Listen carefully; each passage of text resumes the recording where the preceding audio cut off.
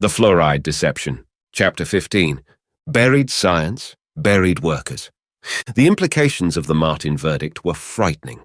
Like that Oregon farming family who had been poisoned by Reynolds's fluoride, tens of thousands of U.S. citizens breathed fluoride fumes from nearby steel, aluminum, and coal-fired power plants.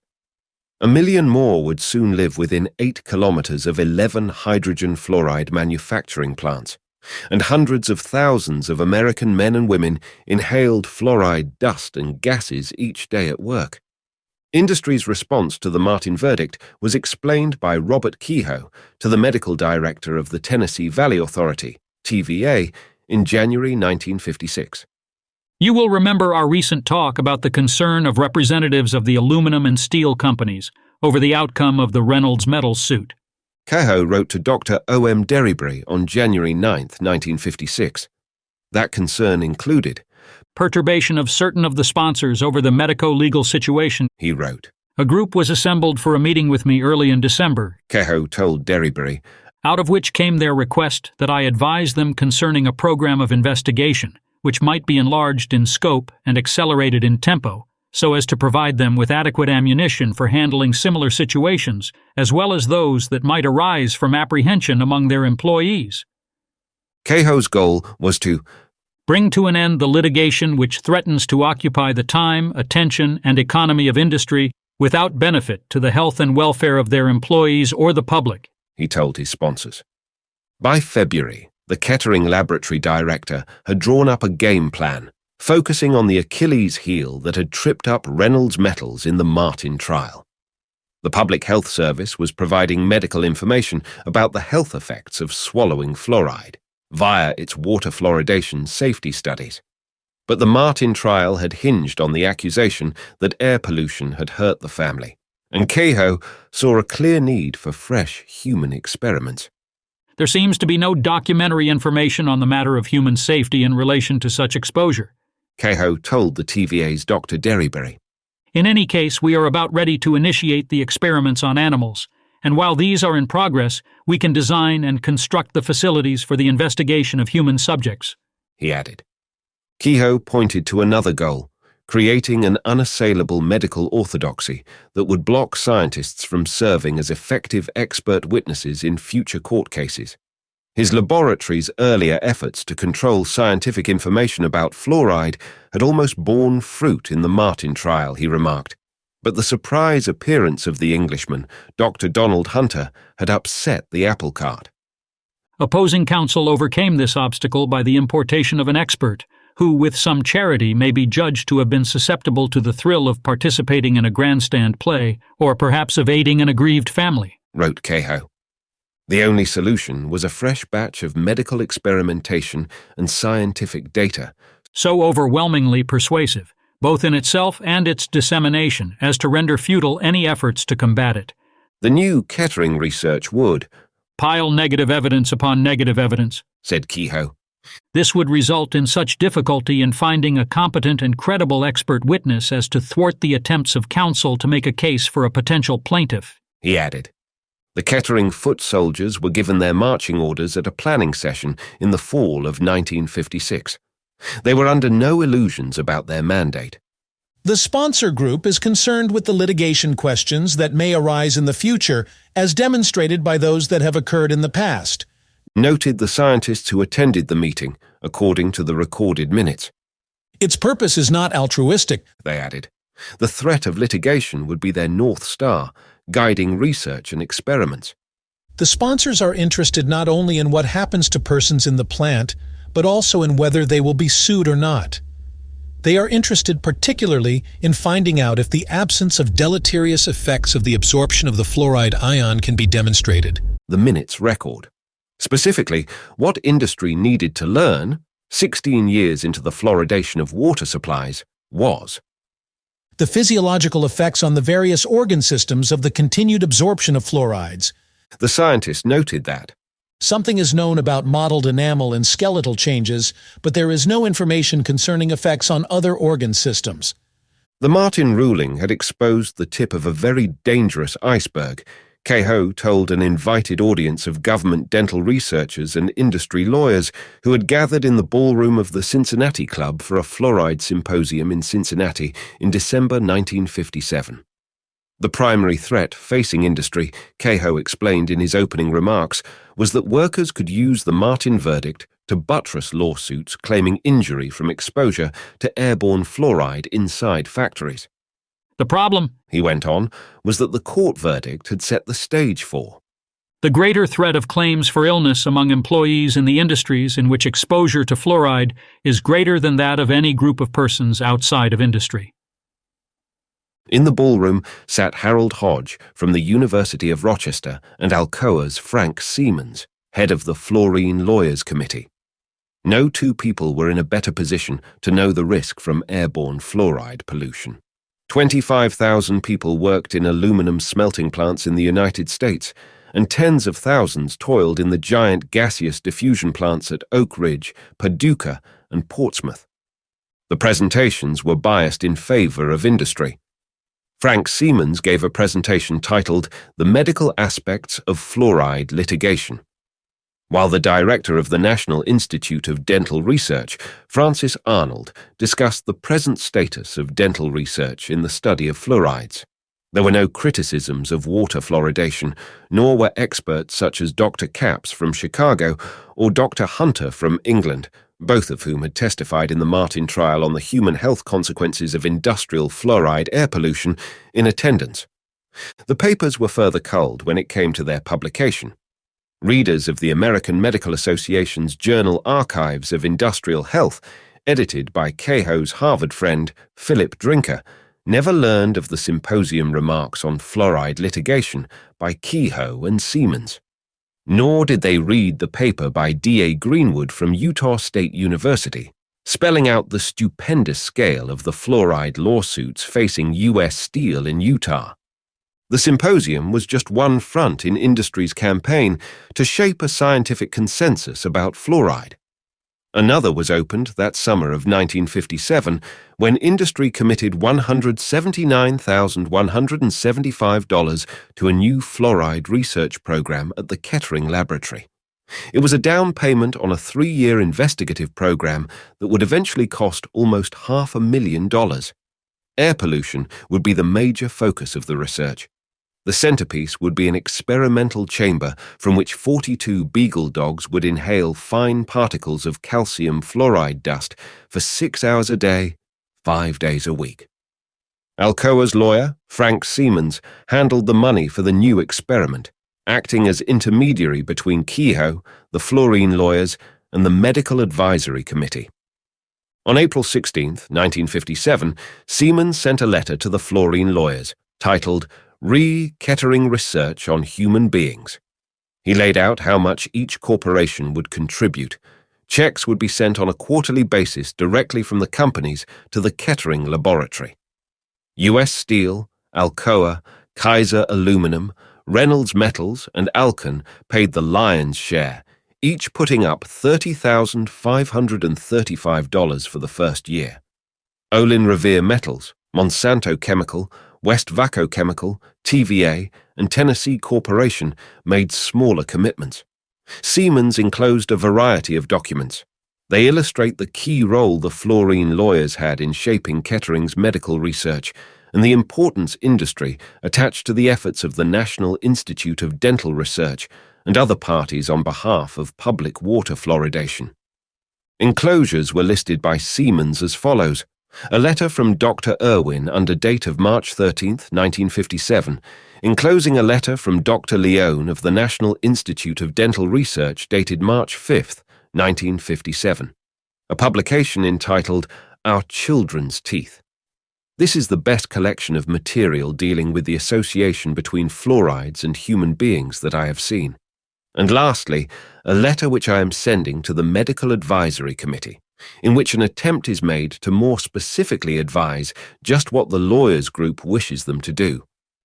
I am sorry that it has taken so long to develop matters to this point. However, I am glad to say that all parties are now in complete agreement and that the work can now go forward. Very truly yours, Frank Siemens. The crucial inhalation experiments, in which researchers were to simulate occupational exposure to particulate fluoride, began on October 6, 1958. The 42 beagles were divided equally into 3 groups: a control group that received no fluoride, a second group that inhaled a small dose, 3.5 mg of calcium fluoride per cubic meter of air, and a group that received 35.5 mg of calcium fluoride per cubic meter. Cahill had assembled an expert team of scientists to supervise the dog experiment, according to Euler Bingham, who became head of the Kettering Laboratory in the 1970s and later served as President Jimmy Carter's head of the Occupational Safety and Health Administration, OSHA. They included Robert K. Davis, Klaus L. Stemmer, William P. Jolly, and Edwin E. Larson. Robert Davis was always the boss, said Bingham. I really didn't have much contact with him, but he always seemed to be pretty substantial, she added. A pathologist, Klaus Stemmer, was very well trained in what I would call the old European school of pathology. He came over from Germany after the wars, said Bingham. Larson was a very fine person when it came to exposure assessment, and he knew how to put a chamber together so that you could put a dose of whatever the contaminant was in there by inhalation. It was a very substantial training Larson had, I tell you. The results of the Kettering Beagle experiment were startling, and not at all what the scientists had predicted. It was anticipated that there would be little or no injury to the lungs of experimental animals, the report noted, and that the demonstration of the innocuous effects of the respiratory exposure would pave the way for similar experiments with human subjects. But there could be no human experiments now. The fluoride injured the dogs.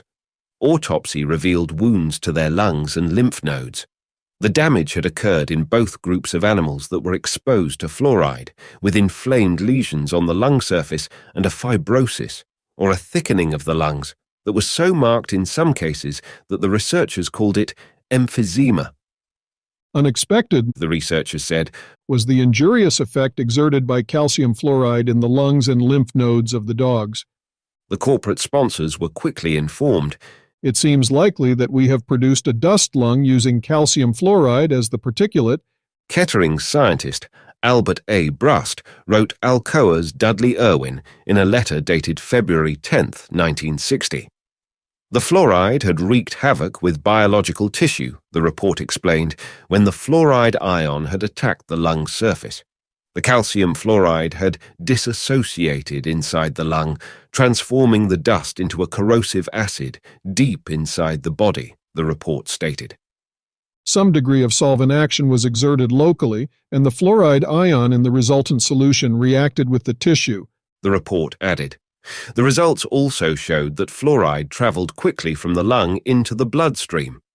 These data appear to confirm beyond all question the efficacy of pulmonary absorption of fluoride, Brust told Irwin. Frighteningly, long after the dogs had been removed from the inhalation chamber, dust particles remained lodged in their lungs. These particles continued to wreak havoc on the body, dissolving and freeing fluoride ions to mount fresh assaults on the pulmonary tissue, the report recorded.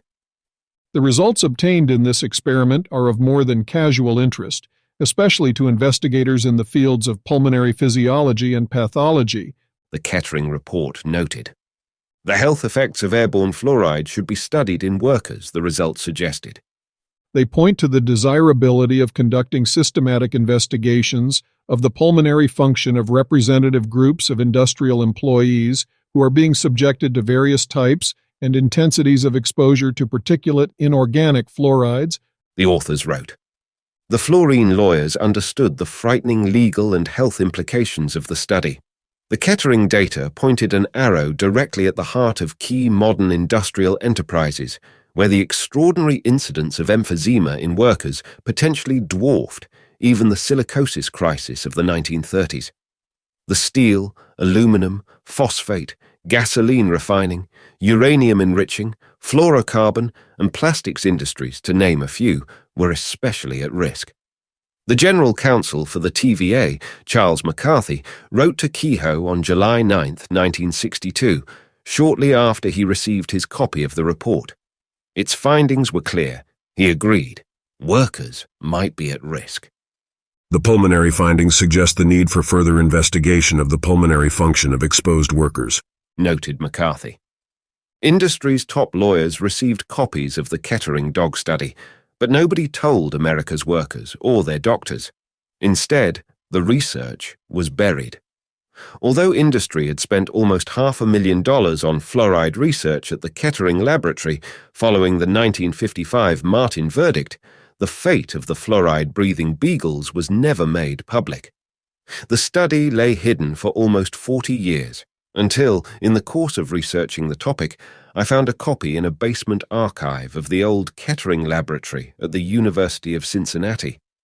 I sent it to the toxicologist Phyllis Mullenix and to an air pollution expert at the University of California at Irvine, Dr. Robert Phelan. Both suggested that the non-publication of the study had hurt American workers and misshaped the modern debate over air pollution. Dr. Phelan had written a 1984 book on inhalation experiments and is also a graduate of the University of Rochester. He took his job studying air pollution in Southern California on the recommendation of none other than Harold Hodge. After reading the study, Phelan remarked that he was impressed at the quality of the 40-year-old research. "It was a very good study," Phelan said. "It was state-of-the-art. I am amazed at how good a job they did." The scientist's conclusions were blunt. It is likely that American workers have inhaled too much fluoride in the workplace for several decades, Phelan told me. "This study is sufficiently strong to cause a reconsideration of the industrial standard," he said. That's a staggering statement. Many hundreds of thousands of women and men have breathed fluoride in their workplaces since the Kettering study was conducted. Had the threshold for unsafe exposure been set too loosely because the dog research was not published? Occupational standards for workplace exposure to chemicals in the United States are guided by an influential private group known as the American Conference of Government and Industry Hygienists, ACGIH. The group's scientists set what is known as a threshold limit value, TLV, for different chemicals, which is then used by regulatory agencies in setting legal exposure standards, Phelan explained. "The people who set standards in industry," said Phelan, "review everything they can get their hands on, and then they say, what shall we recommend for dusty air in industry for fluoride, for example?" Phelan is baffled at how ACGIH could have left the nation's industrial fluoride standard unchanged since 1946, if it had seen the Kettering Beagle study. "As I look at the level that is set today, 2.5 milligrams per cubic meter, it sure looks to me like if ACGIH had access to this April 13th, 1962 study, they would have recommended a lower level." Phelan was especially startled to learn that today federal regulatory agencies, such as the U.S. Agency for Toxic Substances and Disease Registry, ATSDR, cannot locate any published animal studies on fluoride dust inhalation to cite for the current occupational standard. "I tend to not be a conspiracy-type person," Phelan said. "I was surprised when they said there had been no studies. Why this study wasn't published, I don't know." Did the standard setters have access to the Kettering data? I contacted Dr. Lisa Brosseau at the University of Minnesota. She heads ACGIH's Standard Setting Committee. The Beagle study had not been listed as one of the documents ACGIH scientists had consulted in setting the current fluoride TLV. And Dr. Brosseau did not know if past ACGIH review committees had seen the Kettering study. However, she explained, if the 1962 research is not listed on ACGIH's current TLV report for fluoride, then it had not been used in its most recent review. "We will only list those things that we did use," Brosseau said. "It is very possible that we didn't see it," she added. According to the toxicologist Phyllis Mullenix, the fact that the Kettering data were never published or made available is a crime against American workers, with profound health consequences for the rest of the nation. The buried data points at a clear cause and effect relationship between an industrial pollutant and an injury widely seen in factories and the general population, according to the scientist. "That study is key," said Mullenix, "because it directly links fluoride with emphysema, and that is mind-boggling in terms of public health because no one has ever made that connection." Suppressing the 1962 study was a gross dereliction of scientific responsibility, says Mullenix, a medical cover-up that has lulled doctors and federal regulators to sleep for 40 years. I regard it as absolutely being hidden, she said. It was a good study, the results were clear. The memos that went along with it certainly stated that it should be followed up. Thousands of men and women are stalked by fluoride in the modern workplace, yet blinkered to its toxic potential, according to Mullenix. In 1998, she met former aluminum workers from Washington state whose health had been ruined by fluoride. These men are between 30 and 50 years old and have replaced knees and shoulders. They have leukemias, thyroid problems, and soft tissue diseases. I've never seen such a bunch of young, pathetic people with such health problems. I just don't see the outrage. They are just putting them out as old men and bringing in younger men over and over again, she said. Fluoride has impacted the work span of many of our workers, and this is in aluminum factories, petroleum companies, brick, tanneries, steel, glass, plastics, and fluorinated plastics manufacturers. I think that it has had a big impact on our industries that we are not recognizing. Eating country ham. Perhaps the fluoride workers most badly treated have been the women and men who won the battle of the Cold War, who did our dirty work, laboring in the satanic mills that were America's nuclear bomb factories. Since 1949, an estimated 600,000 worked in government atomic plants, with tens of thousands more employed by private industrial corporations who built the bomb during the early years of the Manhattan Project. But while the US spent an estimated $5.5 trillion to build nuclear weapons, we hid the health risks of working in those factories, denied workers additional hazardous pay, and then fought those very same men and women in court if they became injured or ill and filed for compensation. The government told these workers that they had no illnesses, noted Clinton-era Energy Secretary Bill Richardson. These were heroes and heroines of the Cold War that built our weapons, and we turned our backs on them.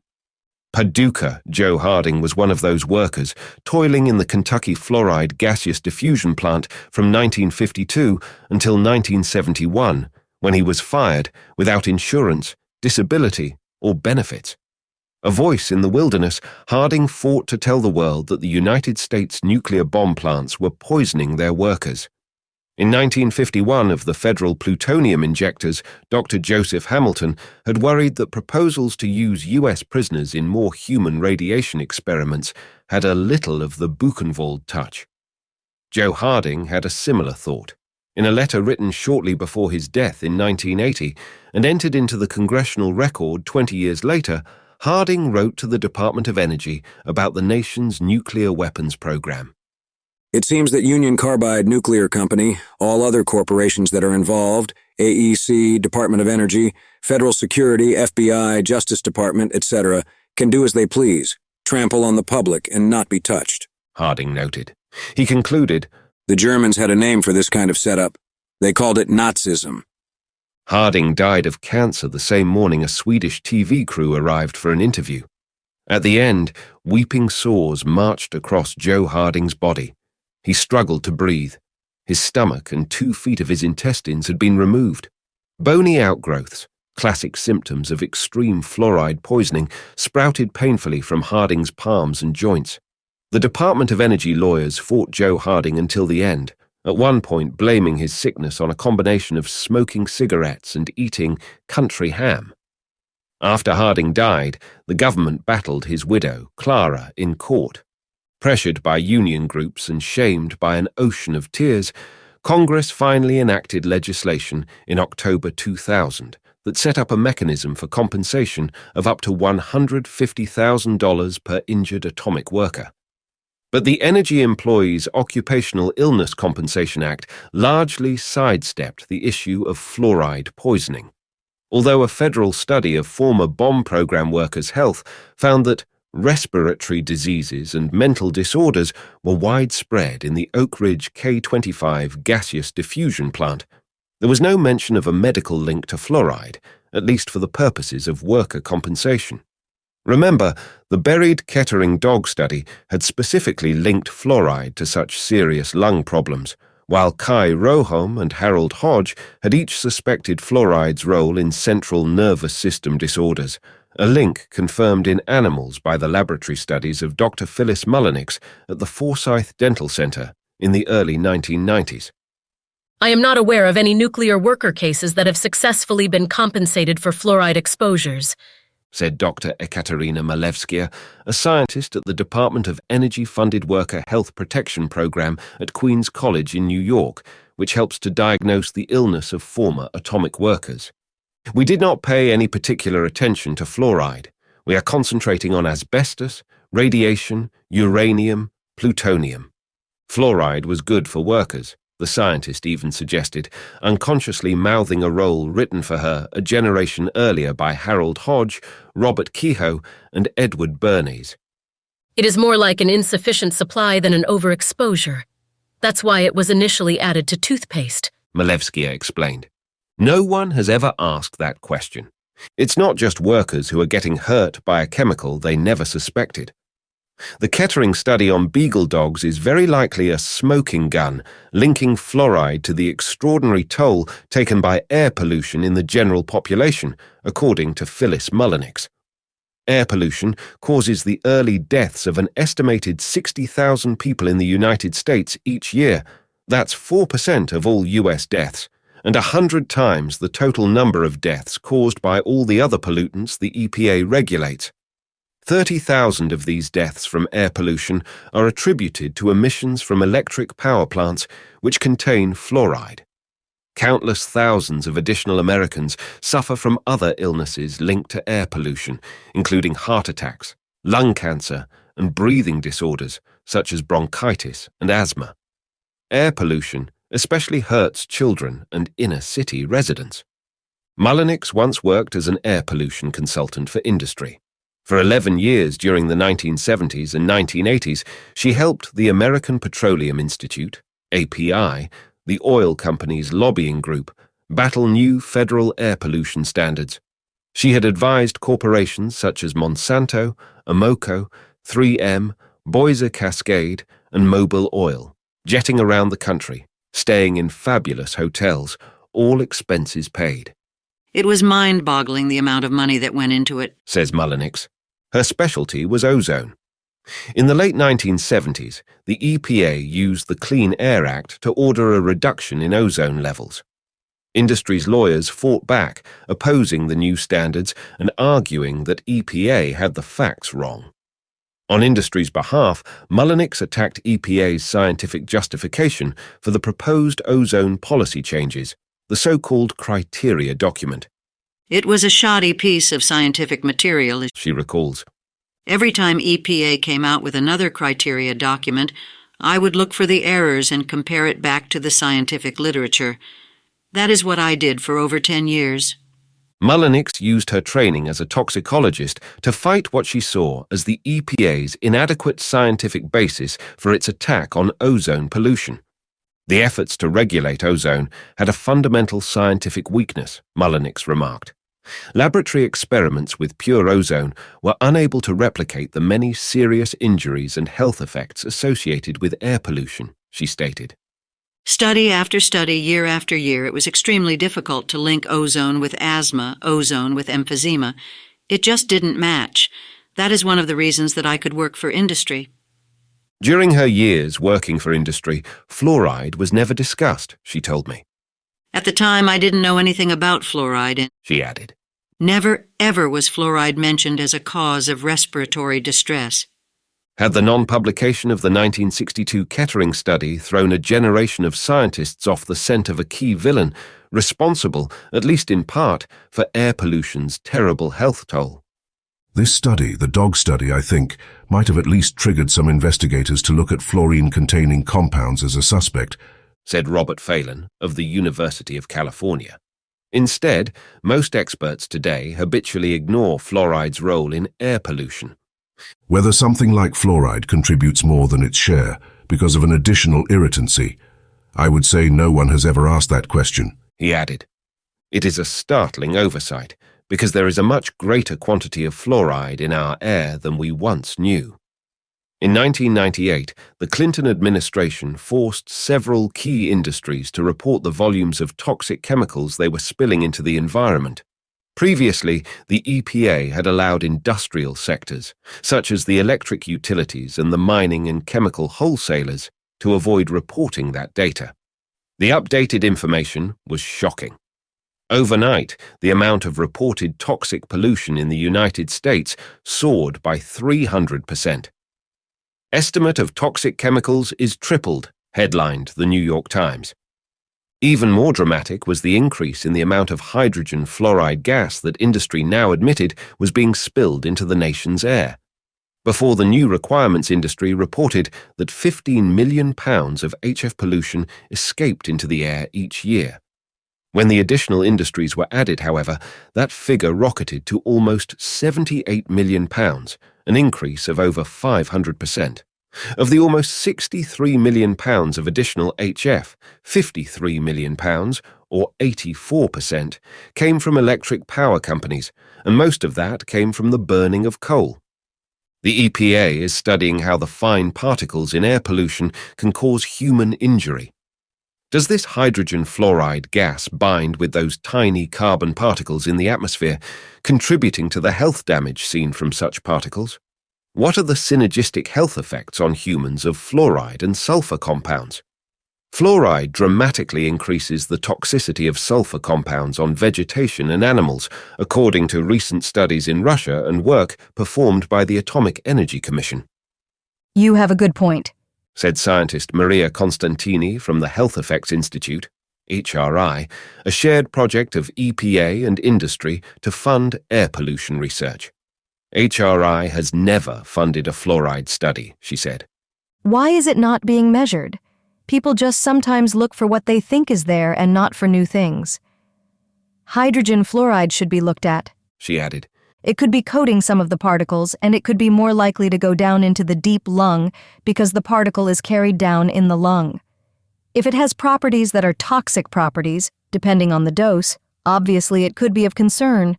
The befuddlement of today's air pollution experts is staggering, given the toll of destruction that fluoride has wrought throughout the 20th century. Fluoride has been the nation's most damaging air pollutant, and almost certainly its most expensive. From 1957 to 1968, fluoride was responsible for more damage claims than all 20 other major air pollutants combined, according to former U.S. National Academy of Sciences fluoride expert Edward Groth. The U.S. Department of Agriculture reported in 1970 that airborne fluorides have caused more worldwide damage to domestic animals than any other pollutant. And in 1982, L.H. Weinstein of Cornell University's Boyce Thompson Institute reported, "There has been more litigation on alleged damage to agriculture by fluoride than all other pollutants combined of the major airborne pollutants. Inorganic fluoride is clearly the most toxic," he added. Weinstein noted fluoride's extreme toxicity to vegetation. While ozone or sulfur dioxide hurt plants at a threshold level of 0.05 parts per million, hydrogen fluoride gas produced lesions on some plant leaves at concentrations of 1 part per billion, according to Weinstein. That suggests fluoride can be up to 50 times more toxic than sulfur dioxide or ozone.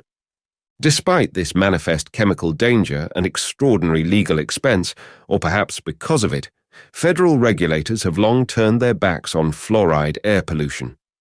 In 1957, the same year Judge Denman issued his devastating legal ruling of human harm in the Martin case, Washington abruptly terminated monitoring of fluoride levels in the nation's air. That decision came none too soon.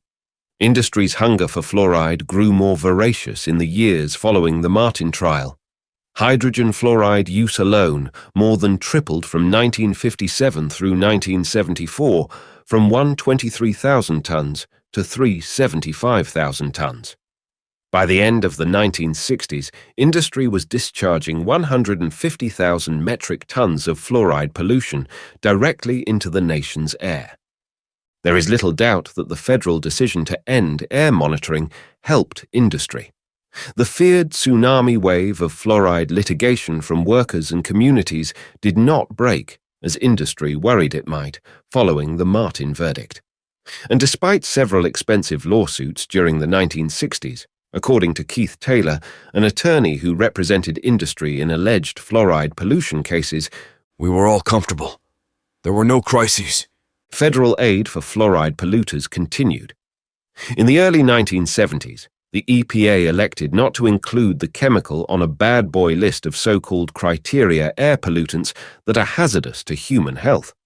Chemicals such as sulfur dioxide, although more voluminous, yet which are only a fraction as toxic as the hydrogen fluoride gas in air pollution, were included on the list. Instead, fluoride was categorized in the new Clean Air Act as a welfare pollutant, blamed primarily for economic damage, such as injuring crops rather than human health effects, a chemical favoritism that allowed individual states a permissive flexibility to set emission standards for themselves instead of adhering to one federal policy. This ruling was based largely on a 1971 National Academy of Sciences report that concluded fluorides presented no direct hazard to human health. According to the logic of the National Academy, cattle were felled, glass was etched, and crops were decimated by a chemical that in similar doses failed to injure people. It was all a grisly farce, of course, a cruel dictate that flew, quite literally, in the face of the sick Americans who lived near fluoride-spewing industrial plants and of the lessons learned from the Martin trial. Closer to the truth was the observation of top EPA air pollution expert D.F. Walters. Fluoride was so toxic a chemical that some form of environmental damage was inevitable, and industries therefore needed the freedom to pollute. Mandating standards stringent enough to ensure complete protection against any welfare effects may require closure of major sources of fluoride emissions. The Kettering Laboratory's long-ago suppression of the dog study helped to perpetuate a cover-up of fluoride's potential for harm as an air pollutant, says Phyllis Mullenix. You have a study back in 1962 that says fluoride caused emphysema, and there are no studies after that, Mullenix said. I mean, that is a complete dodging of a very important factor that should be looked at. There was no repeat study, no follow-up on fluoride. That is completely the opposite of what happened with ozone, she said. Everything was blamed on ozone. Everything went into studying nitrous oxides or sulfur oxides. Unlike the case with fluoride, where the source of the effluent is often obvious and unique, suing a particular factory or industry for use of these more ubiquitous pollutants is much more difficult. The Clean Air Act let industry off the hook. Federal laws would not protect citizens living near fluoride-emitting factories. The aluminum industry was an especially big winner. In 1958, for example, Reynolds Metals, fresh from its defeat in the Martin trial, opened a new aluminum plant near the ancestral Native American farming community of Akwesasne on St. Regis Island in the Gulf of St. Lawrence, which is situated on the border between New York and Canada. Akwesasne is a Mohawk Indian word meaning land where the partridge drums. Those partridges soon fell silent, however, as Reynolds's fluoride filled the air. By the early 1960s, a drumbeat of protest was sounding. Mohawk farmers reported that honeybees and grasshoppers had disappeared from the area, while sick cattle and etched car windows were found downwind from the Reynolds' plant. Although Reynolds was acutely aware of the dangers from fluoride, after all, the company had just received Robert Kehoe's 1962 report on the poisoned beagle dogs. Reynolds did not share the information with the Native Americans, according to the Mohawk biologist Henry Lickers. For 17 years, we allowed Reynolds Metals to come onto the island to look at the problem. And for 17 years, they collected data, never insinuating there was anything wrong with our cattle, Lickers remarked. The aluminum industry helped to drive a chemical stake through an ancient culture that had lived in harmony with the earth, said Lickers. The concept of peace, the concept of the great law, all of those things knit our people together in a strong union. But when you poison the environment, the fiber of the community comes apart. Into that void now comes the non-traditional economies, gambling, smuggling, because people no longer can depend upon the old economies. Evidence that fluoride might be hurting local children at Akwesasne was discovered on a 1978 visit to a Mohawk school by the scientist Bertram Carno of the University of Illinois School of Public Health. He found a range of health problems on St. Regis Island, similar to those that had frequently been linked to fluoride elsewhere. The complaints echo almost exactly the injuries to Paul Martin's daughter, for example. At the school, Carno's team reported, teachers stated that the island children were more irritable and hyperactive and appeared to be suffering from a considerable amount of chronic fatigue. They seemed to be tired all of the time. Additionally, some had complained of aching in the legs, particularly the muscles, and in one case, the son of one of the teachers had so much pain in his feet that he frequently had difficulty in sleeping. Several teachers mentioned poor handwriting as a problem. They felt that in several cases that this might be due to the presence of a tremor. A number of children apparently had rashes, which were noted by one of the teachers. Respiratory infections were frequent, and one of the children had developed a goiter. Among the Akwesasne Mohawks, Carno concluded, there would appear to be significant numbers of people with abnormalities of the muscular, skeletal, nervous, and hematologic systems. In addition, there appears to be a large number at high risk because of diabetes and high blood pressure. In 1980, threatened by Carno's findings, the Canadian and American governments intervened and arranged for a second team of scientists to visit the tribe for a more in-depth study. Although the report subsequently issued by Dr. Irvine Selikoff of the Mount Sinai School of Medicine in New York was not able to conclusively fix the blame on fluoride for local health problems, a determination that eventually helped to undercut the $150 million lawsuit against Reynolds. At least one scientist believes that the Akwesasne verdict has not yet been fully rendered. Phyllis Mullenix is now regularly visiting Akwesasne to advise Mohawk healthcare providers on the possible relationship between environmental pollution and their sick patients. A lot of these people have lung problems, asthma, breathing problems. They are all on inhalers, she says. Mullenix notes that, while Dr. Selikoff's team found serious breathing difficulties and lung problems in the Mohawks, his scientists were never shown the Kettering Laboratories fluoride inhalation study, which connects fluoride to lung damage at low doses, and which Reynolds Metals had helped pay for. Such missing medical evidence has left scientists, doctors, and Native Americans alike in the dark about fluoride's health effects, and has shaped an environment where chronic sickness has been blamed, not on fluoride, but on the Indians themselves. It is bizarre, Mullenix remarked. This population has been so sick for so long, they said, we are Indian. Yeah, we are all diabetic, we are all fat, we all have thyroid problems. They have been told that for so long. A population has accepted illness as a way of life. What befell the Indians at Akwesasne may have befallen us all. Federal regulators were watching the situation at Akwesasne in the early 1980s very closely. A ruling that the Indians had been hurt by fluoride would have increased pressure on the EPA to list fluoride as a hazardous criteria air pollutant under the Clean Air Act, and required federal policing of fluoride across the entire country. Instead, the Selikoff team's failure to conclusively link fluoride to Mohawk sickness once again helped what some environmentalists call the protected pollutant to wriggle out from under EPA scrutiny.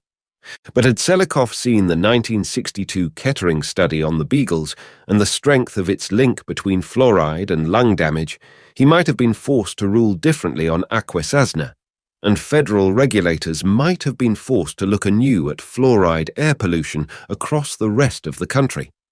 The changes that Selikoff was seeing in the reduced lung capacity of Akwesasne residents would have made sense, notes Phyllis Mullenix. His conclusions in respect to pulmonary function and its cause and effect relationship with inhaled fluoride would have had to be totally different. A new focus by the EPA, aggressively targeting fluoride in air pollution, might even make good economic sense, argued the University of California's Robert Phelan, by allowing industry to be more selective in filtering out harmful air poisons. You can't just turn off all air pollutants because we will all starve, he said. You have got to identify the more toxic components and control them in a pinpoint fashion. It's like food. Do you ban food? No, you say salmonella is a problem and you control it.